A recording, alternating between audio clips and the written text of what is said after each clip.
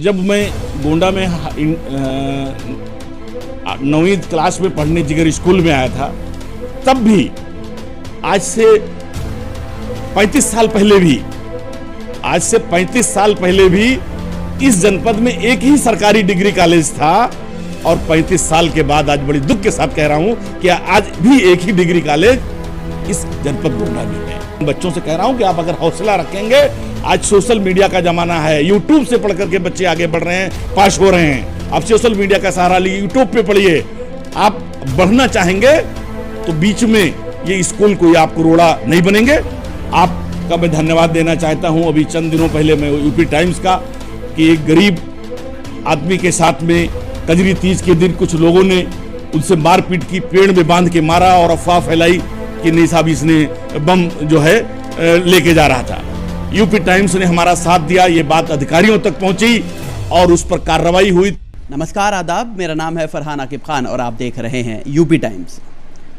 हर माँ बाप का सपना होता है कि उनके बच्चे कैसे हायर एजुकेशन की तरफ बढ़ सकें, और हर बच्चों का भी यही सपना होता है कि कैसे वो अपने माँ बाप के सपनों को पूरा करें।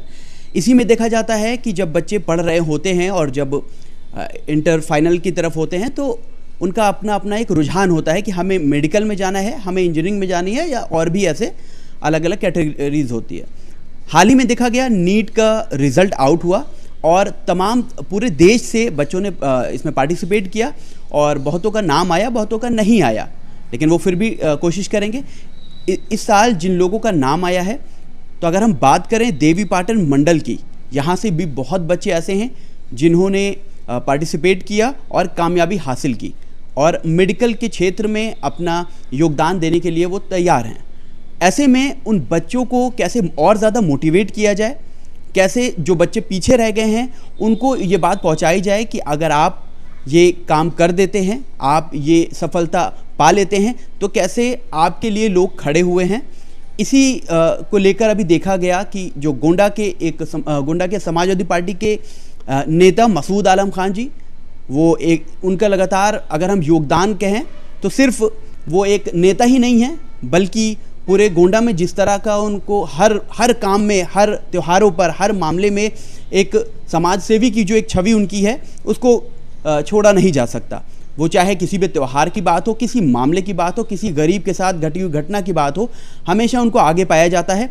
उन्होंने भी नीट में सफलता पाए हुए बच्चों के लिए प्रतिभा सम्मान समारोह रखा है, जो इससे पहले कभी नहीं देखा गया है, और इस बार वो होने जा रहा है 25 तारीख को। हमसे बात करने के लिए मौजूद है मसूद आलम खान जी। उनसे हम जानेंगे कि कैसे उन्होंने ये सोचा और एक बेहतर कदम उन बच्चों के लिए उठाया है जिन बच्चों ने ये सफलता पाई है। मसूद जी, बहुत बहुत स्वागत है आपका यूपी टाइम्स में। शुक्रिया आपका भी और यूपी टाइम्स का धन्यवाद। नीट में इस बार हमारे इस देवीपाटन मंडल के जनपद गोंडा, बलरामपुर, बहराइच, श्रावस्ती में कोई लिस्ट तो नहीं हमारे पास है या किसी के पास है, चूंकि नीट ने रिजल्ट जारी होता है, लेकिन बहुत बड़ी संख्या में, मुझे जैसा मालूम है कि सैकड़ों की संख्या में छात्रों ने इस बार जो नीट की परीक्षा थी उसमें उन्होंने 600 नंबर से अधिक लेकर के अपनी सफलता के झंडे गाड़े हैं। मुझे बेहद खुशी हुई कि जैसा कि आपने बताया कि हम लोगों ने हमेशा समाज को आगे बढ़ते हुए देखने में अपनी खुशी का मुझे गर्व होता है, गौरव होता है जब हमारे जनपद का, हमारे मंडल का कोई बच्चा, चाहे वो किसी क्षेत्र में आगे बढ़े, चाहे वो यूपीएससी क्लियर कर रहा हो, चाहे वो सेना में ऑफिसर बन रहा हो, वो इंजीनियर बन रहा हो, वो डॉक्टर बन रहा हो। तो चूंकि इस बार हमारे ब्लॉक हल्दरमऊ में भी 4 बच्चे आए हैं, मुझे बहुत खुशी हुई। एक गांव हमारे यहाँ बेचईपुरवा हल्दरमऊ में पड़ता है। सुबह वहाँ से एक लड़के का फ़ोन आया 8 बजे कि मसूद भाई, मैं मोनिस बोल रहा हूँ बेचईपुरवा से। तो हमने समझा कोई थाने वाने का काम होगा, शायद गांव में कोई हमको फ़ोन किया होगा। अक्सर ऐसे ही फ़ोन हमारे पास आते हैं। तो हमने कहा मोनिस भाई बताइए। तो उसने कहा कि भैया मैं नीट पास कर लिया हूँ, MBBS पास हो गए हैं। तो हमने कहा कहाँ से बोल रहे हो? उसने कहा बेचईपुरवा। तो चूँकि वो गाँव हम हज़ारों बार हमारा जाना हुआ है, चूँकि पढ़ाई के वहाँ मैंने कभी इस तरह का नहीं देखा था, और न मैं महसूस करता था कि उस गांव में इतना पिछड़ापन है कि लोग वहाँ पर नीट या MBBS या डॉक्टर बनने के बारे में भी अब सोच चुके हैं। तो मैं शॉकिंग हुआ। खैर मैंने मुबारकबाद देके फ़ोन काटा। फिर मैंने फ़ोन लगाया, मुझे यकीन नहीं हुआ। मैंने फिर कहा कि अच्छा है तो मोनी से मेरी बात कराओ। फिर वो बोला कि नहीं भाईजान मैं मोनी से बोल रहा हूं। तो हमने कहा यार तुम रिजल्ट मुझे भेजो। उसने रिजल्ट भेजा, 600 से ऊपर नंबर था। मैं उनके वालिद को भी जानता हूं। उनके वालिद एक बहुत गरीब इंसान थे। छोटी सी ढाबली अपने घर के सामने रख करके टाफी कंपट बच्चों के बिस्किट बेचा करते थे। अभी पिछले कोरोना में उनकी डेथ हो गई। हमने कहा हम आते हैं। हम घर पे गए, उनकी माँ मिली, वो मिले और गांव के तमाम लोग मिले। आपको जानकर के खुशी होगी कि वो बच्चा बिना कोचिंग के 7वीं बार अटेम्प्ट में, इसे जिद कहते हैं, इसे जुनून कहते हैं, कि 7वीं बार अटेम्प्ट में वो बच्चा पास हुआ। मुझे बहुत फील हुआ, अरे कि मतलब 4 बार 3 बार 5 बार के बाद बच्चे खुद को भी नर्वस महसूस करने लगते हैं, परिवार भी नर्वस हो जाता है कि भाई कितनी बार मेहनत करेंगे।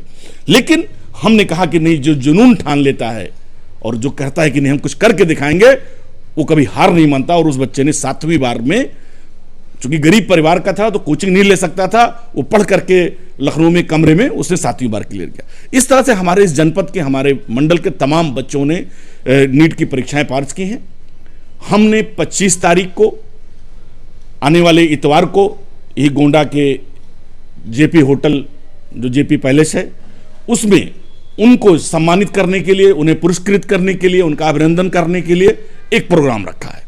मैंने उस कार्यक्रम में मुख्य अतिथि के रूप में हमारे शहर के बहुत बड़े वकील, मौजूदा समय में सिविल बार एसोसिएशन के अध्यक्ष भाई उपेंद्र मिश्रा जी को मैंने उन्हें मुख्य अतिथि तौर पर आमंत्रित किया है।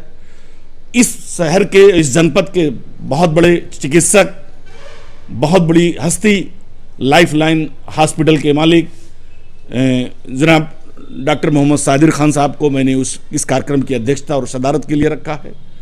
और उन तमाम बच्चों तक हम यूपी टाइम के थ्रू आवाज़ अपनी पहुंचाना चाहते हैं इस मंडल के, कि 25 तारीख को हमने ये कार्यक्रम आपके सम्मान के लिए, आपकी पुरस्कार देने के लिए, हौसला अफजाई करने के लिए, ताकि हमारे और बच्चे जो तैयारी कर रहे हैं, वो चाहे नीट में हो, चाहे इंजीनियरिंग में हो, चाहे यूपीएससी हो, किसी क्षेत्र में वो अगर मेहनत करेंगे तो निश्चित तौर पर उन्हें सफलता मिलेगी। तो इसलिए मैं आपके चैनल के माध्यम से उन तमाम बच्चों तक और तमाम इस मंडल के लोगों तक बात पहुंचाना चाहता हूं कि जो बच्चे शायद इस प्रोग्राम के बारे में न जान पाए हों, वो हमारे मोबाइल नंबर, व्हाट्सएप नंबर जो मेरा खुद का है 98 38 50 13 13 पर वो फ़ोन कर लें, व्हाट्सएप करके अपना नाम, नंबर, अपना रिजल्ट शेयर कर लें, ताकि हम पहले से हमें पूरी जानकारी होगी तो हम विधिवत रूप से उन सभी छात्रों का पहले से तैयारी करते हुए हम उनका पुरस्कृत कर पाएंगे, हम उन्हें सम्मानित कर पाएंगे और उनकी हौसला अफजाई कर पाएंगे। और ये कार्यक्रम मैंने रखा है, आगे भी कोशिश करेंगे कि बच्चों की जो एजुकेशन में और दूसरे क्षेत्रों में भी जो बच्चे हमारा अच्छा करेंगे, हम उन्हें भी पुरस्कृत और सम्मानित करने की प्रयास करेंगे। तो जिन बच्चों ने सफलता प्राप्त की है उनके लिए आपने ये किया, जो बच्चे पीछे रह गए हैं, कोशिश ज़रूर की उन्होंने, और कुछ इसमें चांस भी कह सकते हैं होता है कि कुछ लोगों ने ज़्यादा भी मेहनत की होगी और उनका नाम नहीं आया। ऐसे लोगों के लिए क्या मैसेज देना चाहेंगे, ऐसे बच्चों के लिए क्या कहना चाहेंगे आप? मैं ऐसे बच्चों से कहना चाहता हूं कि आप तैयारी करें, मेहनत से करें। आप नीचे देखें कि जो बच्चे इतने दिनों के बाद भी तैयारी करते करते 7वीं बार में कोई बच्चा आ गया, और आप निश्चित तौर पर जिन बच्चों ने हमने देखा है इस जनपद में, तमाम बच्चे हमारे पास हैं। अभी एक मौर्या डॉक्टर बना है बग्गी रोड का, उस लड़के ने भी अपनी बात लोगों ने बताई कि किस तरह से गरीबी में पल करके और उन लोगों ने मेहनत करके अपने उस जो मंजिल तक पहुंचने का काम किया है। हमारा पूरा सहयोग उन सभी बच्चों को है जो बच्चे आगे बढ़ना चाहते हैं। हम पहले भी जो मुझसे हो सकेगा, अगर वो आगे अच्छी पढ़ाई करना चाहते हैं, आगे बढ़ना चाहते हैं, तो हम उसमें भी उनके सहयोग करेंगे। और जब भी वो इस कीर्तिमान बनाएंगे, वो सफलता के झंडे गाड़ेंगे, हम उन्हें सम्मान देने का काम, उन्हें इज्जत देने का काम, उन्हें पुरस्कार देने का काम आगे भी करेंगे। बहुत बड़ी चीज़ है एजुकेशन होती है, हर किसी बच्चे के लिए, हर किसी परिवार के लिए। अभी जो एजुकेशन लेवल है, मैं हिंदुस्तान और प्रदेश की बात नहीं करूंगा, गोंडा की अगर हम बात करते हैं या देवीपाटन मंडल की बात करते हैं, कैसे देखते हैं आप? क्योंकि जो अच्छे बैकग्राउंड से आते हैं, जो फैमिली जिनकी मजबूत होती है, वो तो कहीं ना कहीं बच्चों को भेजकर पढ़ा लेते हैं, लेकिन जो गरीब हैं और वो बच्चे पढ़ना चाहते हैं, गोंडा में अपॉर्चुनिटी कम है, मंडल में अपॉर्चुनिटी कम है, उनके लिए क्या मैसेज देना चाहेंगे और क्या रास्ता उन्हें दिखाना चाहेंगे जो बच्चे पढ़कर निकलना चाहते हैं आगे? देखिए, ये आपने बहुत बड़ी बात कही है और बड़ी अफसोस के बात साथ है कि हम 48 साल के हो गए हैं। और जब मैं गोंडा में 9वीं क्लास में पढ़ने जिगर स्कूल में आया था, तब भी आज से 35 साल पहले भी इस जनपद में एक ही सरकारी डिग्री कॉलेज था। और 35 साल के बाद आज बड़ी दुख के साथ कह रहा हूं कि आज भी एक ही डिग्री कॉलेज इस जनपद गोंडा में है।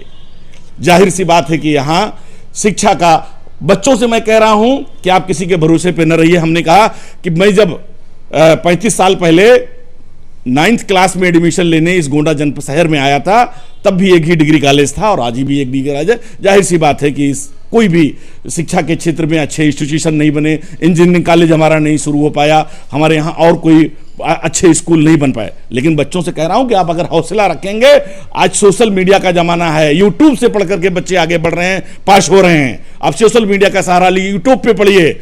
आप बढ़ना चाहेंगे तो बीच में ये स्कूल कोई आपको रोड़ा नहीं बनेंगे। शुभकामनाएं।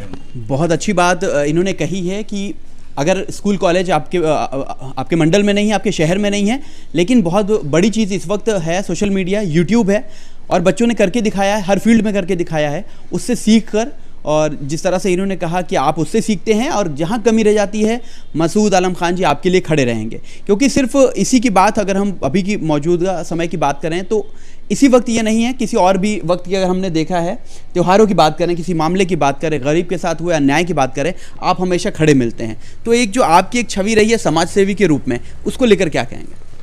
देखिए, हम